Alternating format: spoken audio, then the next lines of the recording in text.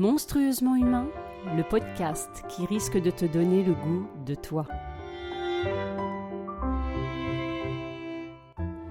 Sois la bienvenue, créature au grand cœur.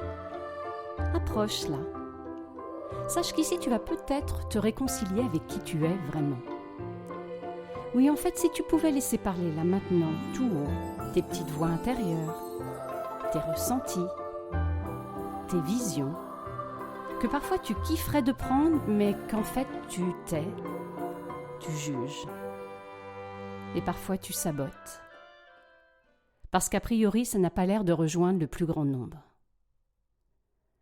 Et si, ici, on partageait sans honte et sans peur d'être lapidé?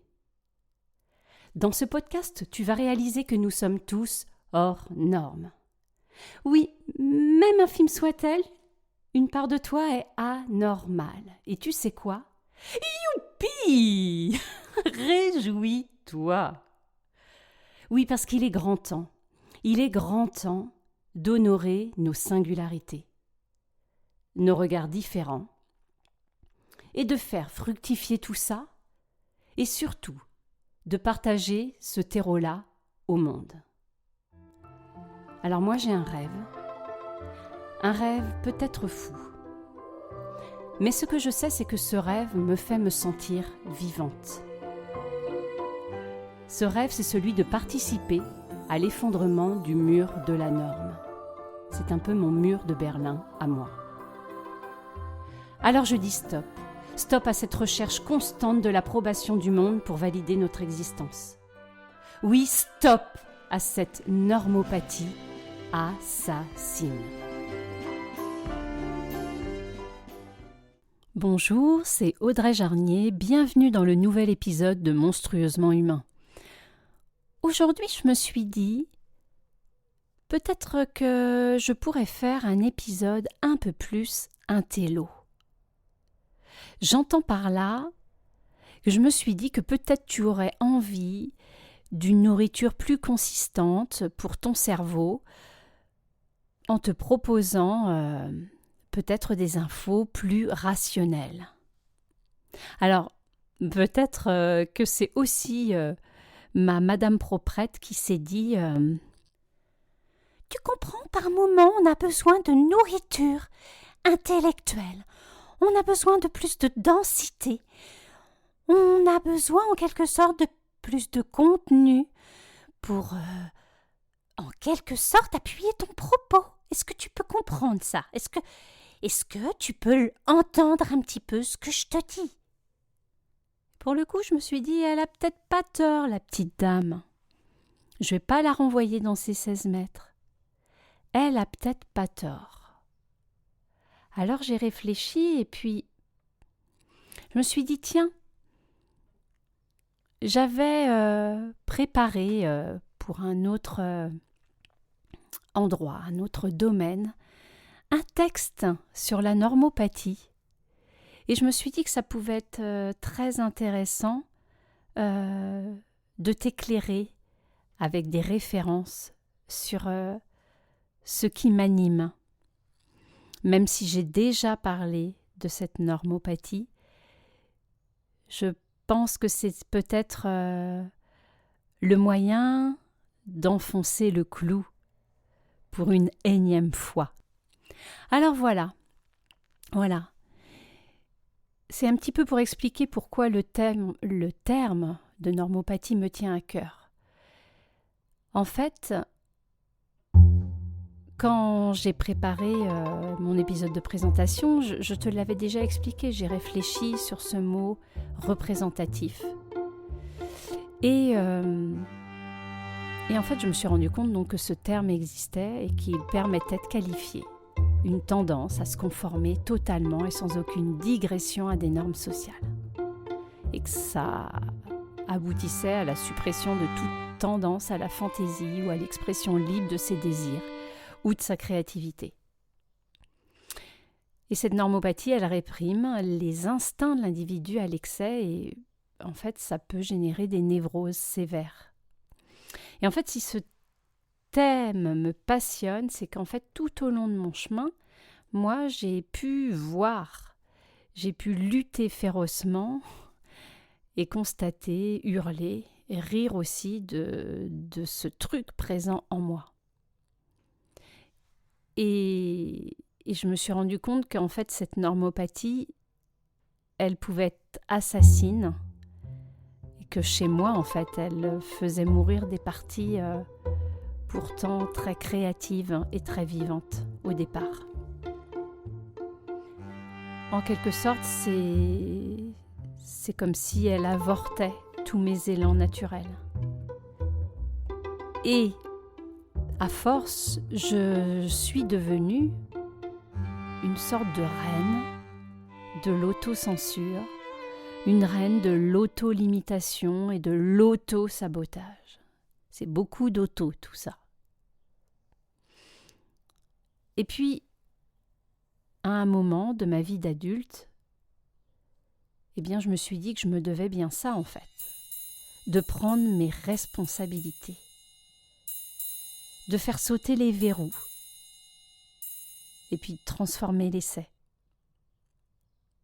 Et que peut-être ma solution initiatique, loin d'être la plus aisée pour moi, serait d'en parler tout haut, là, comme ça, de faire circuler à travers mon podcast, pour me sentir moins anormale, c'est vrai, et puis de trouver de l'écho aussi, et plus encore de pouvoir semer de l'apaisement. En fait, clairement, je me suis dit que ce thème pourrait participer à l'intérêt général. Rien que ça. Ouais. Et c'est là que je vais devenir un petit peu intello sur les bords, mademoiselle. C'est que je vais vous expliquer que c'est Joyce McDougall, une psychanalyste, qui a annoncé ce terme pour introduire la peur de l'individualité. En fait, cette femme s'intéressait à de nombreux sujets, et notamment l'addiction et le psychosomatique, mais aussi la bisexualité. Alors elle a publié en 1979 un ouvrage intitulé « Plaidoyer pour une certaine anormalité ». C'est beau ça. Et dans lequel elle dénonce une normopathie. En fait, une pathologie de la norme qui lui semble être en vigueur, entre autres, auprès de plusieurs de ses confrères psychanalystes à l'égard des questions sexuelles. Je trouve ça génial. Elle vient s'interroger sur la façon normée de réagir de ses collègues. Et puis il y a Christopher Bolas, psychanalyste lui aussi et écrivain franco-américain, qui dans son article Normotic Illness la décrit, la personnalité normopathe, après un long séjour en Chine, comme l'atténuation et finalement la disparition de la subjectivité en faveur d'un moi conçu comme un objet matériel parmi les autres produits humains. Alors, la subjectivité, c'est ce qui appartient ou qui est relatif au sujet. C'est pris en opposition au monde externe. Le concept désigne en fait notre façon de penser et de ressentir et non pas l'objet en soi. Alors Christopher Bolas, il explique « La normopathie est une impulsion anormale vers une supposée normalité ». Enfin, il y a eu le psychanalyste Christophe Dejour qui va rapprocher la notion de normopathie de celle de banalité du mal. Cette banalité du mal de Hannah Arendt. Et là, pour moi, c'est l'explosion, le feu d'artifice, parce que c'est vraiment ce que j'ai pressenti en moi, ce que j'ai senti intuitivement. Et donc, Hannah Arendt va... Alors, je vais pas vous parler de tout ce qu'elle a écrit, vous pourrez aller voir, soyez curieux. Dans cette banalité du mal, elle part d'Adolf Eichmann, alors pardonnez mon accent, l'organisateur de la déportation des Juifs. Et en faisant ces dernières recherches, ces jours-ci, sur la banalité du mal, j'ai vraiment réalisé que c'était cela qui m'avait fait sortir de mon trou, qui m'avait stimulé pour ce podcast. Parce qu'en fait, cette période que nous vivons est folle. Et moi, je me suis confrontée durant ces dernières années à beaucoup d'incohérences qui étaient insupportables pour moi. Et donc, en fait, cette incohérence m'a offert un miroir géant. Ça a été un choc. Parce qu'en fait, j'ai vu proliférer de partout cette mauvaise herbe, la normopathie. Alors, Hannah Arendt, lorsqu'elle parle d'Adolf Eichmann, elle démontre qu'il n'était qu'un clown, cet homme. C'était loin d'être un personnage extraordinaire, malgré ses actes terribles. Et que si nous n'y prenons pas garde, nous pouvons tous, nous-mêmes, nous transformer en ce clown. Nous pouvons oublier d'écouter la voix de notre conscience, cette partie la plus élevée de l'âme, cette étincelle. Et cela est possible lorsque nous ne prenons pas le temps de réfléchir à nos actes, ou que nous le faisons par obéissance aux ordres, ou encore par mimétisme. En fait, c'est l'idée qu'une règle devient commune. Les autorités valident, voire en font la promotion, et au lieu d'écouter notre étincelle, cette partie la plus haute, nous écoutons les autorités. Pourquoi nous les écoutons ? Eh bien, soit par peur de déplaire, soit par envie de plaire, soit parce qu'elles flattent notre égoïsme ou notre soif de plaisir. Surtout, ne pas perdre le plaisir dans une société actuelle qui ne marche quasiment qu'à ça. Et aussi parce que nous suivons le comportement d'une majorité et que nous avons peur d'être exclus. Réflexe de survie. Alors la banalité du mal, eh bien c'est l'absence de pensée. Cette absence ne disculpe pas la personne du mal qu'elle a fait, parce qu'elle n'a pas pensé. Pour Hannah Arendt, l'absence de pensée est de l'ordre du refus et de la démission. C'est donc un choix volontaire de la personne qui reste donc totalement responsable de ce choix. Alors oui, nous pouvons en effet, je crois, refuser d'écouter cette partie de notre âme. En ce sens où non seulement nous pouvons faire le mal ou participer au mal, mais en fait nous en sommes responsables. Alors moi j'ai retenu dans ce qu'a pu exprimer Hannah Arendt cette phrase parlant totalement, moi, à mon étincelle. Ceux qui chérissent les valeurs et tiennent fermement aux normes et aux standards moraux ne sont pas fiables. Nous savons désormais que les normes et les standards moraux peuvent changer en une nuit, et il ne restera plus que la simple habitude de tenir fermement à quelque chose. La normopathie en vient donc parfois à rationaliser et à valider des actes et des dimensions, parfois totalement illogiques, inhumaines. Alors c'est dans ce but, clairement, de bousculer, doucement, de soulager aussi, et ainsi que de permettre l'émergence des beautés en ce monde que je souhaite parler de normopathie. Parce que moi je la sens omniprésente et grandissante dans notre société et que ça m'effraie. Et que peut-être parce que je l'ai tellement côtoyée, parce que j'ai tellement cohabité avec elle, je suis hypersensible à sa présence. Les normopathes, en fait, ils recherchent sans cesse l'approbation sociale. C'est un système de survie, c'est une façon de trouver justification à notre existence. Et je sais de quoi je parle puisque ça amène à se créer un faux moi. Une entité qui va être concentrée sur l'extérieur et qui cherche à reproduire ce qui se produit dans son environnement. Alors les technologies et les réseaux sociaux actuels sont en train d'impacter encore plus ce phénomène. Alors cet objectif force à mettre de côté son individualité et de rentrer par la force dans un moule.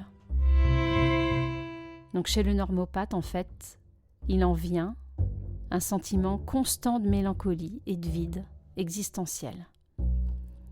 Vous m'avez parfois entendu parler d'être orphelin de soi. Eh bien, c'est ça. Le normopathe, il n'affronte rien. Il se laisse porter. Il limite. Il obéit. Il abandonne. Il entretient le mal. Il souffre en fait constamment d'un vide et il se sent perdu. Et à un moment, il ne sait pas comment gérer la frustration, la déception et l'échec. En fait, le normopathe, il renie sa vie intérieure. C'est en quelque sorte se consacrer exclusivement à l'exercice de la superficialité, du vide et de l'imitation insensée, folle. En fait, c'est comme si il se transformait en objet. Et puis, bien sûr, la souffrance et l'insatisfaction arrivent et surgissent. Et le moment de demander de l'aide, d'oser se rencontrer soi, se connaître pour se reconnaître arrive. Avec un travail sur l'estime de soi, sur son identité personnelle, sur ses valeurs, sur, en fait, tout ce qui s'anime en nous, tout ce qui vit en nous. Car en fait, rien de plus anormal que d'être obsédé par la normalité. Alors voilà, ce thème pour moi, il est sérieux, extrêmement sérieux. Et que parfois, au contact de cette normopathie ou normose excessive, je peux franchement ne plus me sentir tolérante ou indulgente. Et c'est pour ça aussi qu'à travers Monstrueusement Humain, c'est une façon pour moi de dédramatiser et pour autant semer, transmettre, faire en sorte de dénouer, faire en sorte de t'éclairer pour avancer dans ta créativité intérieure.